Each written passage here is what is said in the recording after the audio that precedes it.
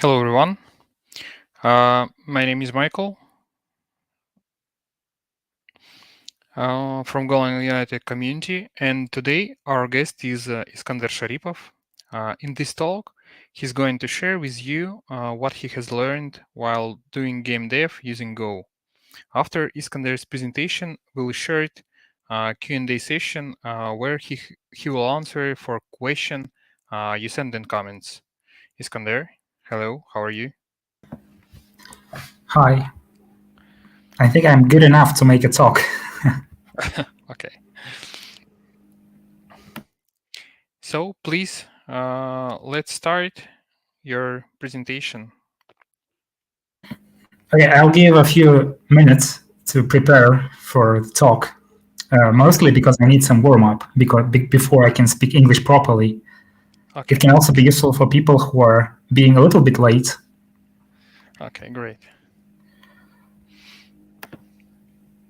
So, as I already told, this topic is well, not me exactly, but you were told that this topic is about game development. And it was called the patterns because I wanted to share something that I learned that helped me to create the games. And I was trying to include everything I learned into one single topic and into one single talk. And it's really different things.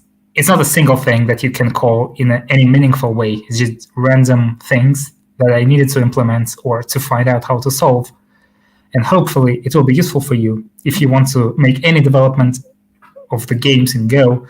Maybe it can be also useful if you're trying to create a game in some programming language that doesn't have a mature toolchain for the games. It could be a lack of a good game engine or the libraries around that game engine. So before we start, I'm mostly talking about the new Go, the one that has generics. If you were using Go, normally you don't need generics every day, right? Especially it mostly depends on what you're writing in Go. But in games, there are many containers. There are well, what I want to say is that in games, you usually want to apply many algorithms on data, like slices of data, different maps, or you may want to have some structures like queue or ordered queue, etc. These data structures are better suited for generics because you don't want to use the empty interfaces because they're less efficient and they're not type safe. I'm only focusing on the Ebiton, which is called Ebit Engine right now. So it changed its name recently in this year. So there are some other options, but I think Ebit Engine is one of the most popular ones, and I'm using it myself, so I have more experience using that. You will also have to have some tolerance for my English because I'm not a native speaker. If you can, please start the Ebit Engine project because it's mostly maintained by a single person. There are other contributors, but the main driving force is Hajime.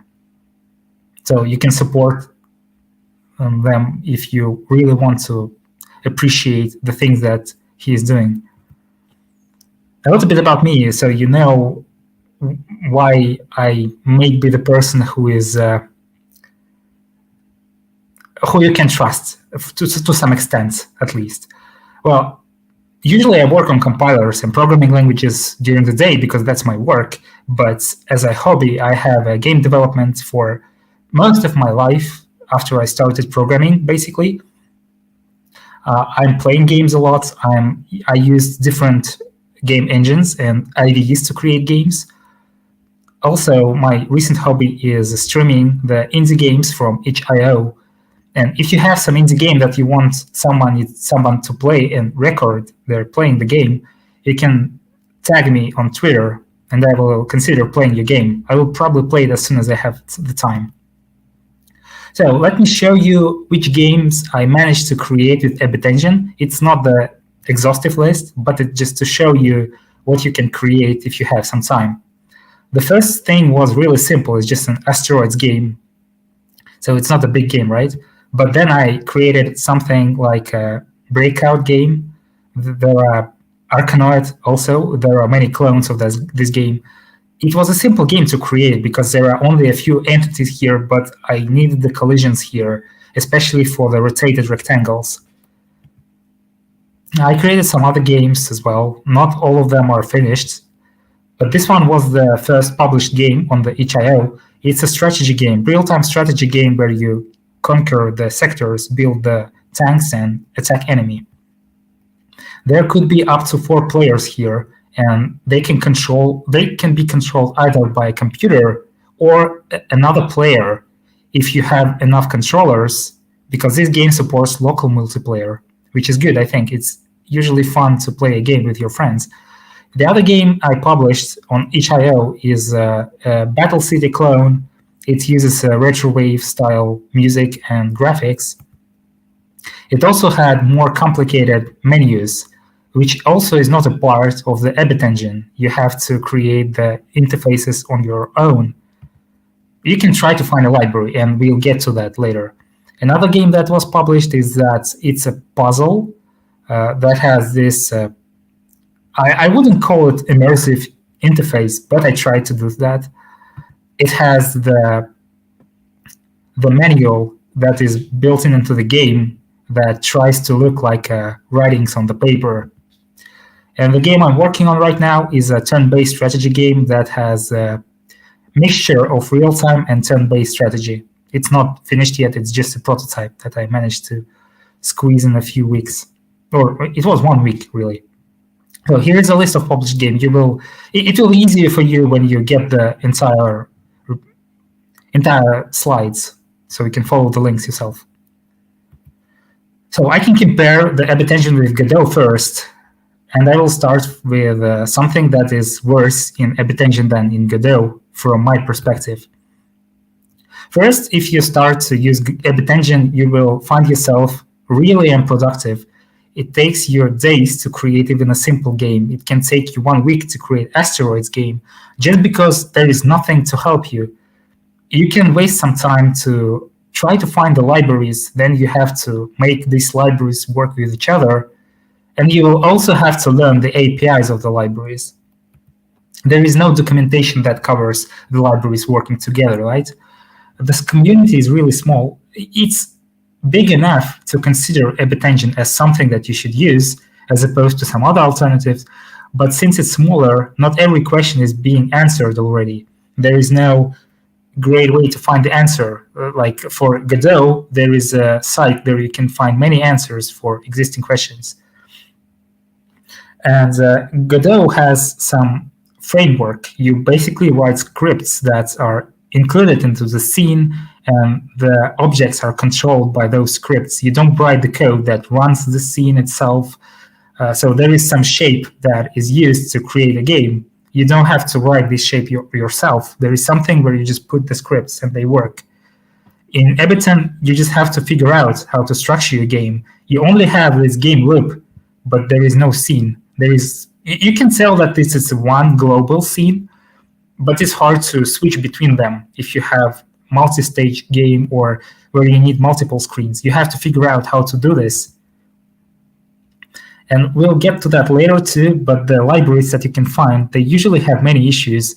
You can try using them, but your experience may be suboptimal with them. What is good, though, is that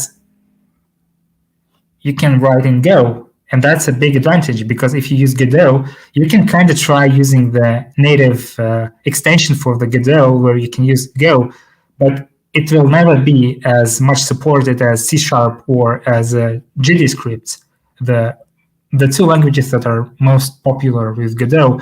And as far as I understand, the Go Godot is an abandoned project. It's not really active. When you use a Go as a language, you have all these benefits that you have in Go language, which we like. Like, it's easy to write tests. It's easy to see if your code is fast enough and see how many allocation it does, etc. You can profile your code like a normal Go program. We remember that there was an issue with the ecosystem, but the good part is that maybe you can help to make the ecosystem better. If it's Godot, many issues are already solved, or they have at least good enough solutions. but here you can create something that will become popular, so you can make something great with less efforts here. And if you look for this in a funny way, it's really easy to make a first step and to create some window, but how do we get to the game that is good enough for people to play, that feels like an actual game? Well, the problem is that you see this Ebit engine rectangle, which is blue. This is what we have in the engine itself. Everything else, all other rectangles, and this list is not exhaustive.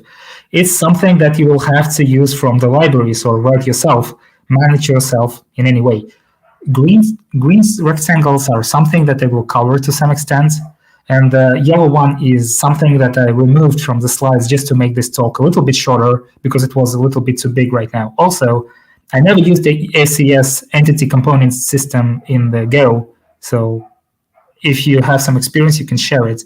I think the issue was that you need generics to make good entity component system in Go, and the generics are not really an old feature, right? It's only in the Go 1.18, so we need some time to wait until the good libraries start to show up. Everything else that is red, it's something we should be aware of, and we will have to deal with that, but I'm not going to talk about this a lot in this talk. So, to be short, so you get some really useful things right now before we go through the entire talk. Godot is open source, right? So if you want to port some idea or some code, you just open the GitHub, the source code of the Godot, port the C++ into Go, and you will have some good library. It takes some time. But if you imagine that there is a math library, and there is, you can quite easily port that in a few days, and you will have a robust library that is suitable for a game development. It will also have a familiarity benefit because many people know Godot. Well, I can say that more people know Godot than Ebit engine, so it's a useful feature to have. You should also start from the very simple games where you need as least features as possible, because if you try to create your project of your dream from the get-go, you will probably fail because there is just not enough tools for you to do this, and maybe you have less experience. But if you start from simple games like Asteroids or Arachnoid, and you can increase the difficulty every time. Don't underestimate this. If you want to create games that are playable, you should start from something simple that probably is not really funny for the player, but it's a good exercise for you. Also, there is a repository called Awesome Editon. You should visit it and see what the packages are already existing, at least what we know of that they exist, and try using them. They could be useful to get you started. So I can give you my opinion on why the Go game development is still in its stage, even though the Ebit engine is quite old. I think it's more than, maybe it's about 8 years now. But there are no many libraries around it that are good to use. Well, first fact is that Ebit engine took a while to be as good as it is right now. So you can't create libraries around something that is evolving right now, in its active phase of evolving. But there is another thing that since there are not a lot of monies in this area, the game development it's usually not the most commercially good choice for the company. But if you give this to people that make this for hobby, they want to create a game. They don't want to create a library, probably. They have to create a library to solve their task, but this task is usually restrained to the game they're creating right now, and it may not be an optimal solution for any other game. So it's hard to create the generally useful library that is the production-ready library. So there is a problem here. Before you have a good engine, there are no libraries, but when there is a good engine, you need the libraries, but the libraries should be written by somebody who knows how to create the game, and they should probably create games to test their libraries. So there is a circle, like a cycle, chicken and egg problem. If I would call my other favorite, in quotes, problems is that if you take two libraries, there is no guarantee they're using the same types. For instance, there are different math libraries. They have different vector types. If one library expects one kind of vectors and another library wants different ones, you will have to connect them by some conversions. That's not really convenient. Also, there are more than one library for some issues. I think you can find at least 3 libraries to resolve the collisions, but none of them I would call is the best one.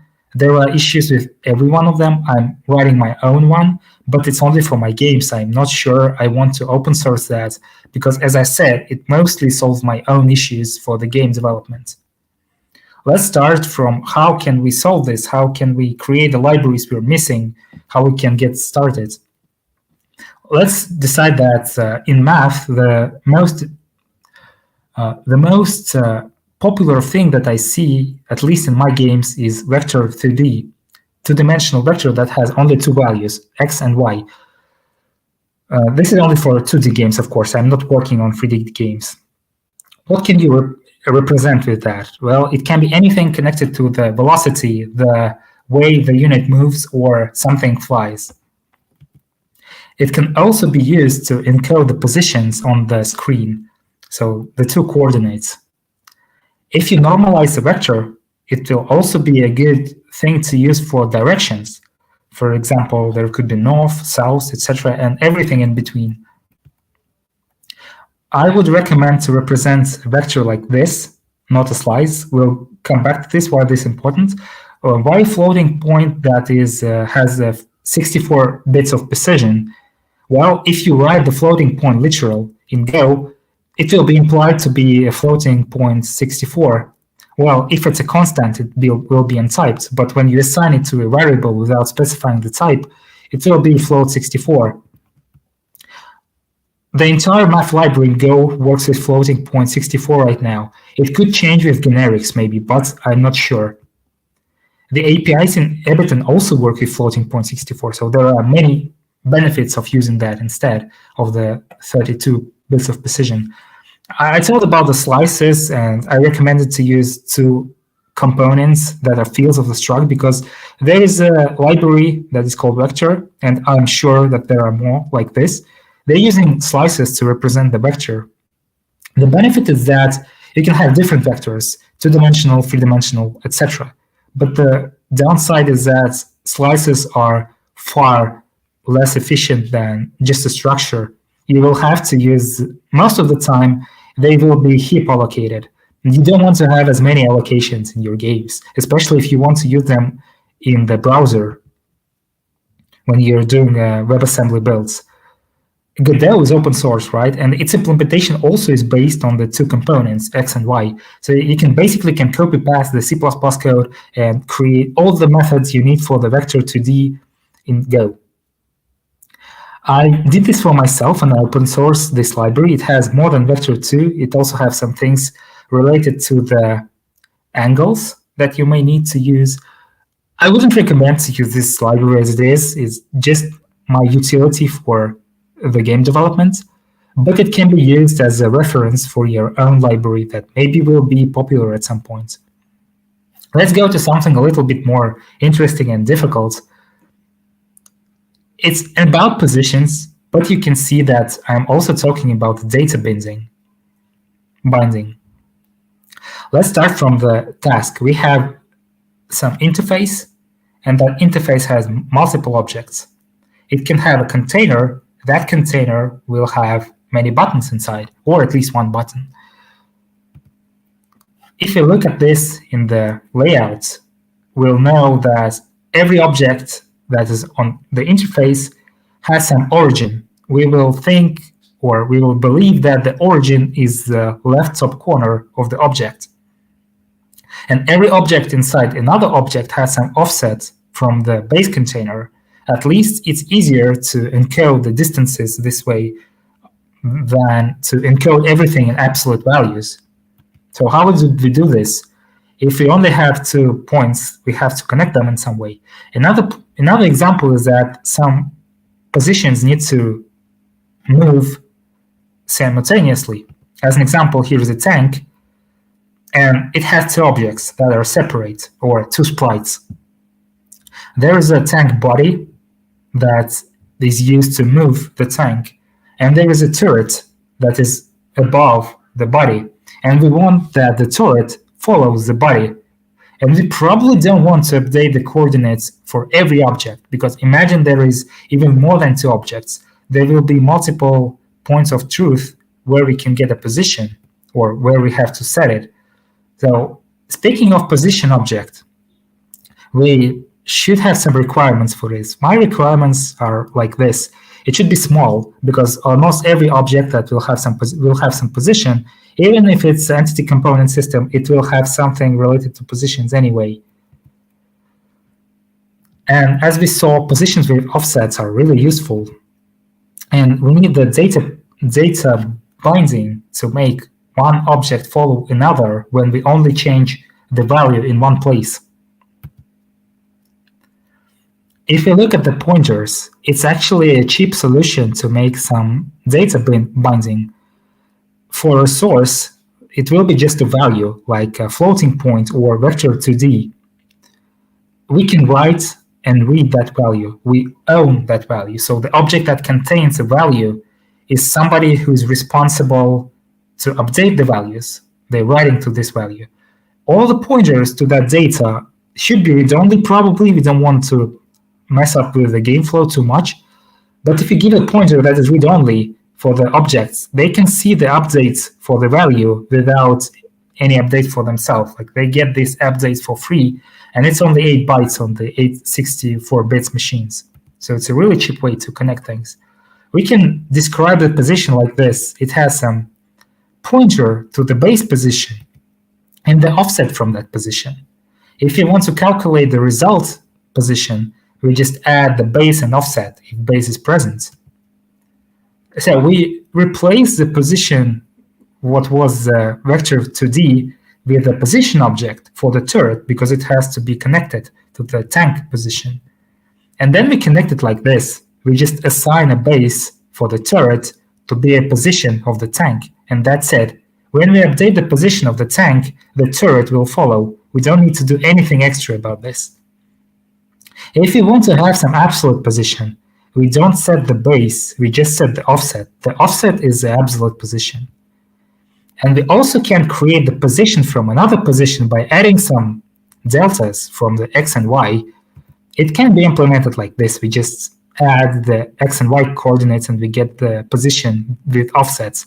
It should probably derive the base of the position that we're using as an origin. Even more complicated concept that is really useful for the games is signals and slots. I really like it from the Godot, but there is none of this in Go. Well, I mean, there is nothing like this in Ebit Engine. You can argue that channels are something that looks like this, but they're not. You don't have to have multiple coroutines to use signals and slots. It's just a way to share the data in a more elegant way, especially for the games that are structured as a scenes and hierarchy of objects, like in Godot. So how do they help exactly? I believe that they reduce the coupling between the objects. When you have some object, for example, a button, there could be a slot that, well, it should be called a signal. Okay, I sometimes I mess up what is a signal, what is a slot, but it doesn't matter here. You will understand why. It's called just an event.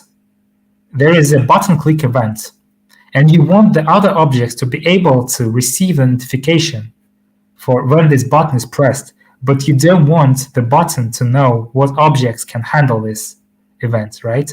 So this is a decoupling mechanism for us.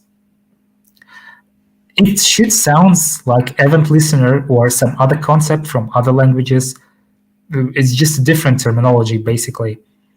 If you use Godot, Phaser, or Qt, they have this signal and slots. It could be named a little bit different, but in Godot and Qt, it's definitely signals and slots.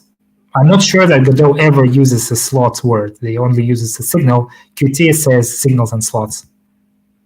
When we talk about Go, a signal is a field inside the structure. Which kind of field we will see the next. So the button structure, or any object that has any signals, will have a field that is named for the event they're creating that can be used to subscribe to it. A slot is just a function we connect to that signal that will be called when the signal is emitted. To disconnect something, we just remove the function that was bound to the signal. And to emit the signal, we call this function emit, and all the functions that were bound, they will be executed. This is an example how can it be done. It's not the most elegant way, maybe, but I like it. The event is a field that is a generic, and it has only one argument here, and it consists of handlers. A handler is a simple concept. It's basically a function and a connection. What is a connection? Well, it just says if we can remove the handler if the connection is disconnected. This is useful when the objects are being destroyed. We don't want the destroyed objects to be held by an event handler or by an event object that has handlers. When you connect something, it's somewhat easy. We just pass the connection and the function, and we create a new handler, and we add that to the slice. To disconnect something, we need to find the handler that had the connection that was specified. Usually there are not so many handlers for the event, maybe 10 or something like this. So the linear search is okay here. Well, we can also create something like a gravestone for the connection. So if we remove something, we can insert the removed connection that will always report that they're disconnected. And this can be useful in some cases. I will show you how later. So when we try to create a signal, like notify all the listeners, we do the cleanup as well. So we go through the all handlers. We invoke the ones that are not disposed yet, and we collect the ones that were emitted, so they will stay for the next time. We reuse the slice, so the allocations will happen only once they need it.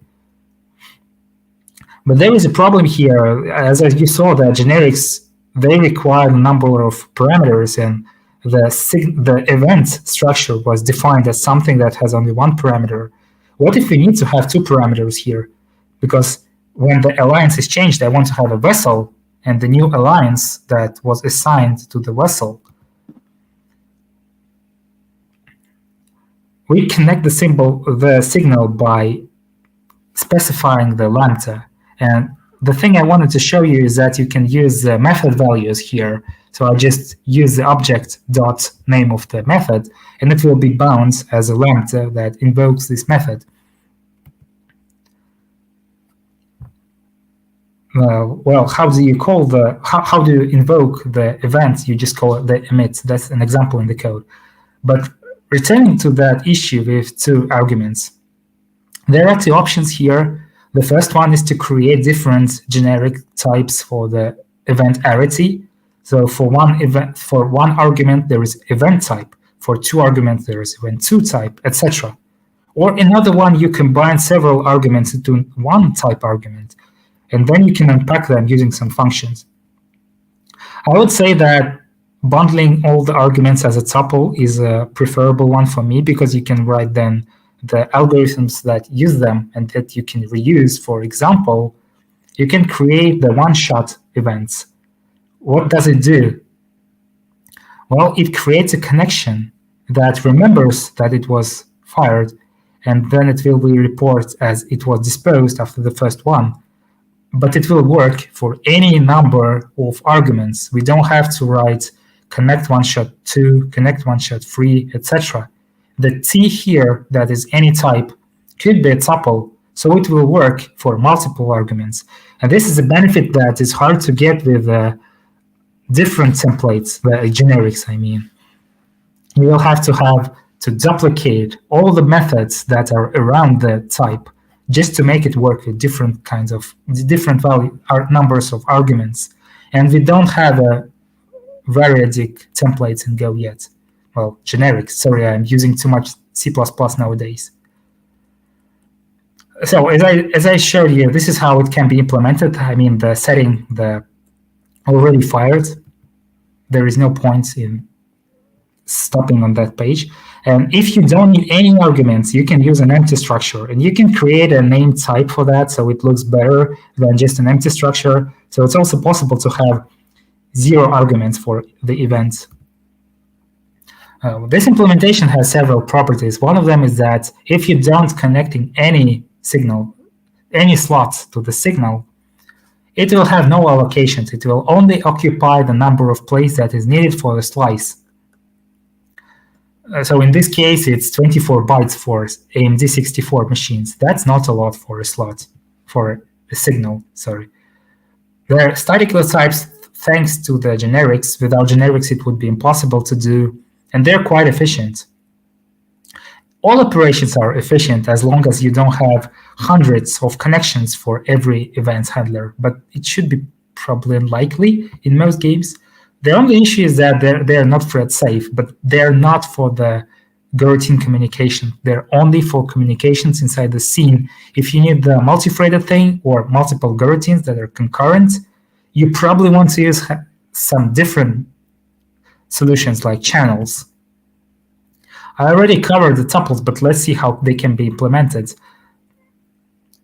They usually only useful if you have other generic code that has some connection to the number of arguments. If we have a tuple, we can make a function that takes only one argument work with many arguments.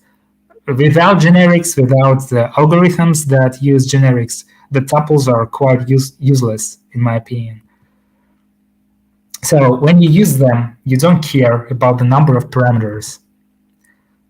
They can be expressed like this. It's not an interesting code. They're just different structures of different number of fields, like 2 fields, 3 fields, but you will never want to use their names. You don't write first, second, or third. You use a constructor that takes some values to create them, and then you decompose them, destructure them using fields, and assign them like this. You see that when you use the fields, you can use the parallel assignment for, well, it's not parallel assignment, it's just a multi-value assignment. So it looks okay in most cases. Something that is probably more useful than tuples is controlling mapping. And on the slide in the beginning, you might notice that I mentioned that input in something that is not solved by Ebiton. It's not the entire truth, because Ebit Engine has a lot of things to handle inputs. In fact, if you want to build some library, you probably will use the interfaces that Ebiton use, so you don't have to re-implement that. But they don't have the good things that are existing in some other game engines. Let me show you what exactly. Well, first, if you're using the Ebiton default APIs, you will be very well, there is a one-to-one association by the button you're checking and the action that is happening. For example, you can only check for the specific button being pressed. If your action can be triggered by many keys, you will have to check every key from that list. It's not really convenient, especially if there are different controls, like gamepad or the touch screen, etc. You also want to have this connection where different actions can be triggered by different keys. As I said, that there is a game that I created that can be played with local multiplayer if you connect multiple gamepads to the laptop or a computer, if you have enough USB ports. In order to do that, you need to have some library that makes it easier to handle multiple gamepads. The Ebit engine had the support for this, but you have to bundle the ID of the gamepad yourself. You have to memorize which objects should use which gamepad. This is not always really convenient to do. Also, another thing that you may want is that some games may benefit from the configurable control schemes, or to have a selection from different ways of input. If you use Ebit engine normal APIs, you have to specify the key yourself, so it can be key up. If you don't add any indirection there, it will be really hard to add a different key scheme. So let me show you on the example how you do it in Ebiton. You use either Ebiton package or input util package, depending on which exactly you want to check. But let's say you want to see if some button was pressed right now. Then you specify the key itself. The problem is that we specify the W key as something that can be configured. We can add a variable that controls that, but it still will be not very useful, because what if we can control the game with gamepad? What I think is more right here is to use some abstract names for the actions, not the keys of themselves. We just use the action name, and it can be moved forward, and this forward can be different depending on the config of the game. You can also see the difference that we're not using a global function. We're using some object that provides almost the same API. Why we're doing this is that this object contains the ID of the gamepad. So if there are many gamepads, we just need to create the object with the right input object, and we don't have to specify this ID anywhere. It will just work. As an example for the forward action, we can have the controller key for this, the keyboard keys, and know that there are two keyboard keys, the arrow up and KW, and they can also be reconfigured during the runtime. About the IDs, how do they work? This input object is actually a handler, and they have the ID as their field, and different gamepads will have specified IDs for them. And the handlers belong to the system that we will create. The system contains all the necessary information to maintain the handlers, and the system is something that needs to be updated on the every frame of the game. I will show you in a little bit.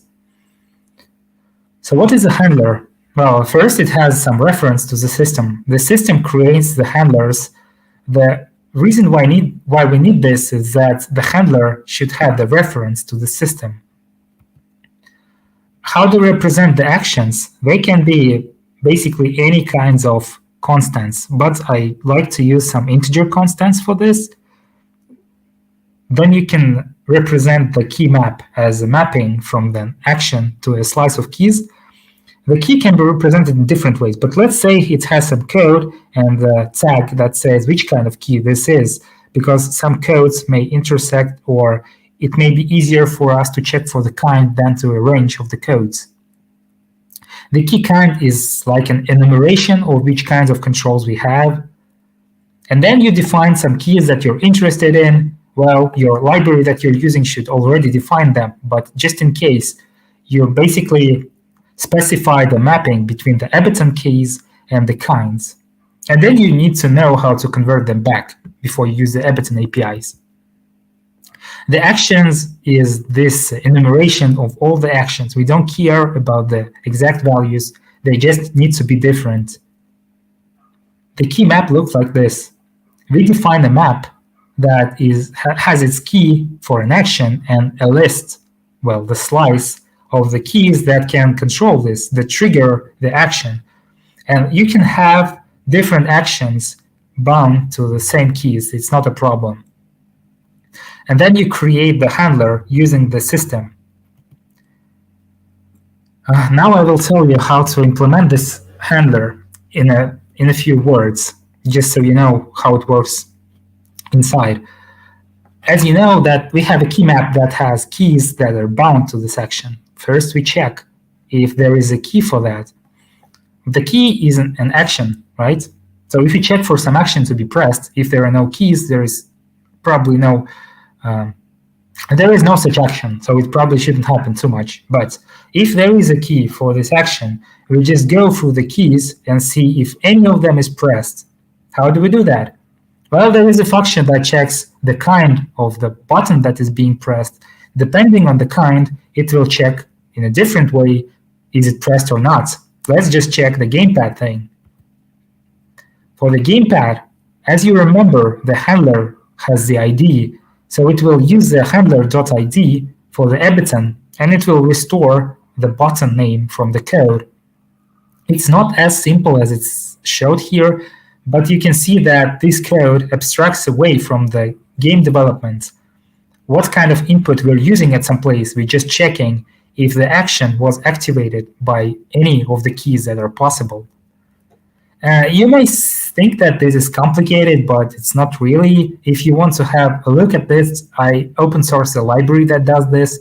It's not ready to be published as something that is production ready, but I'm using it in every of my games. And if you will use it and you will have some feedbacks or bug reports, I will be happy to get some feedback and maybe improve this library.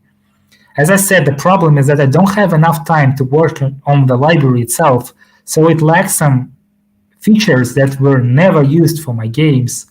I only add something there if I needed that in my game. And this is about that thing that I'm more interested in creating games than creating libraries. But take a look at this library. I think it's pretty good. About the loaders.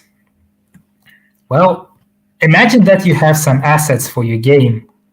Of course, you know that you probably want to use the embed feature or some things that we were using before, bin data or other utilities that help you to bundle the assets with your game or with your application as a single binary. But that's half of the issue.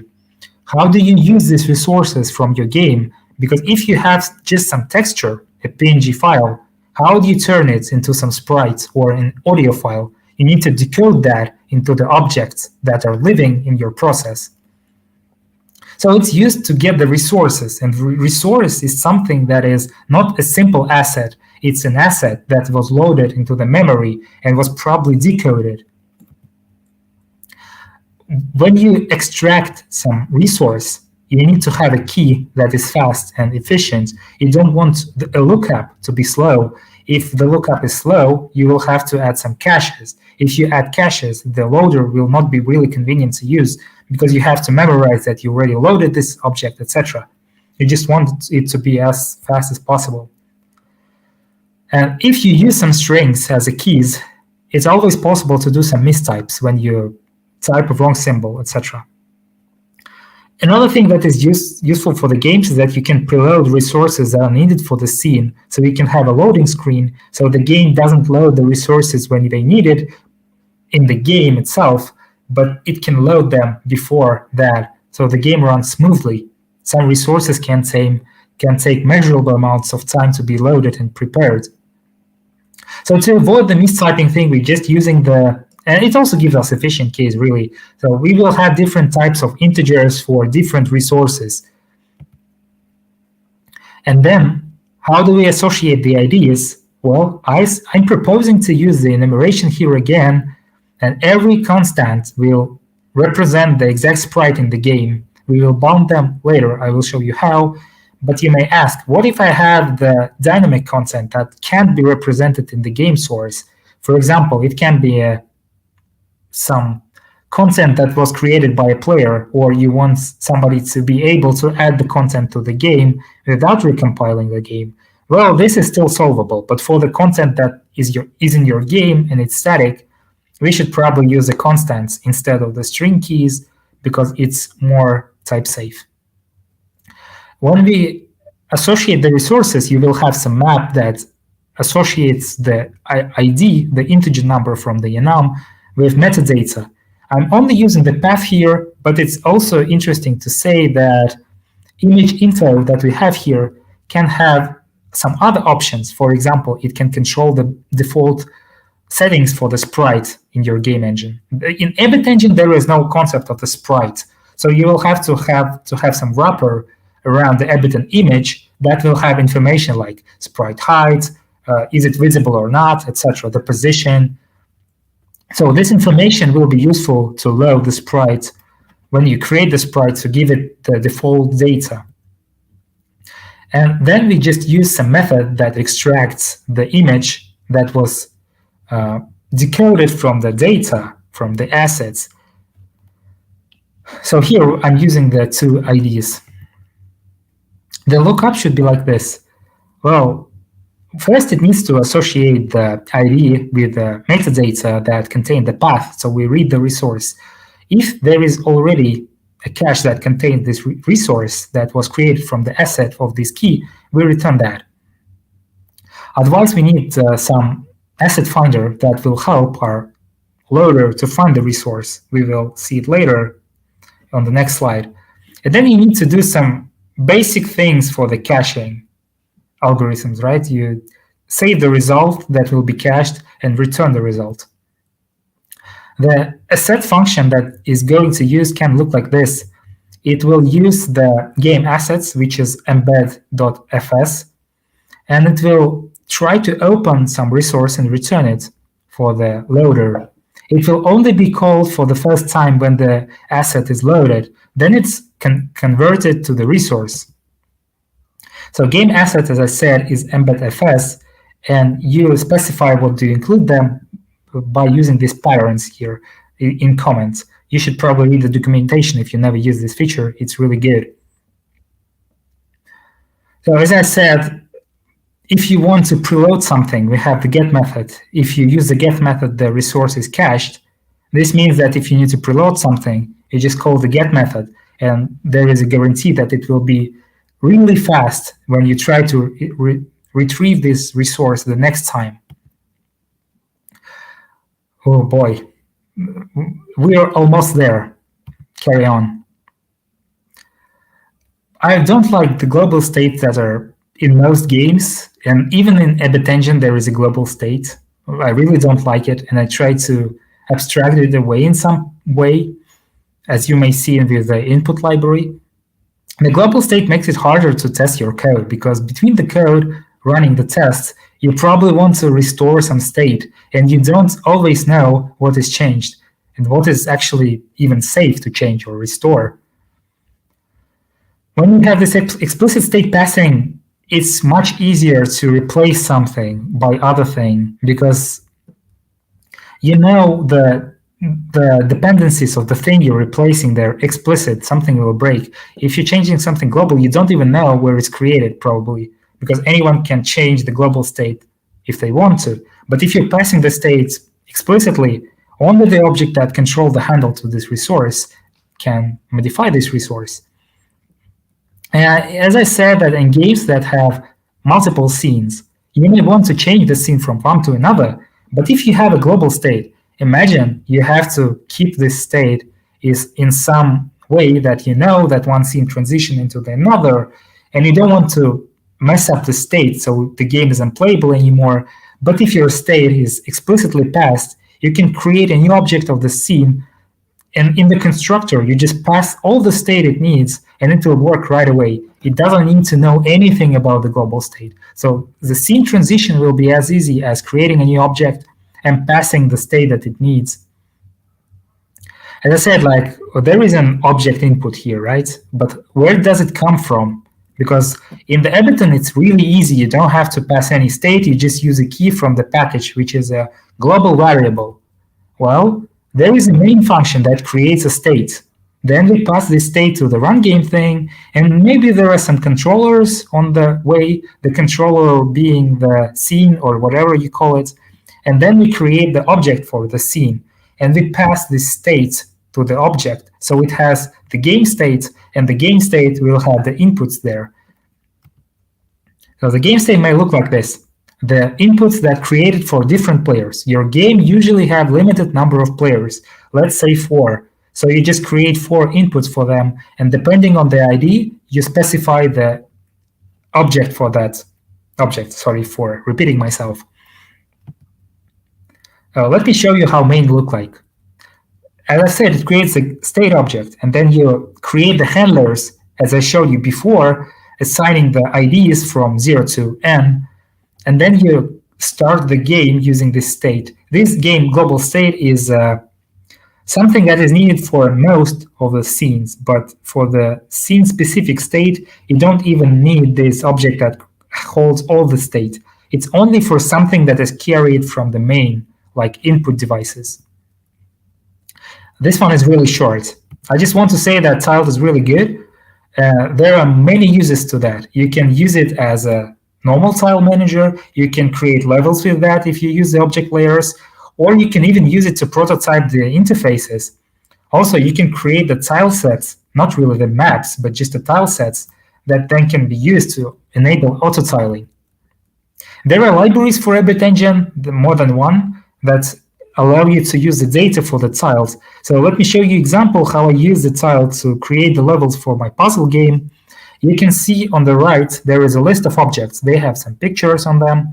And then I just visually place them on the fields, and then I save the map as a JSON, or you can use an XML format, it doesn't matter.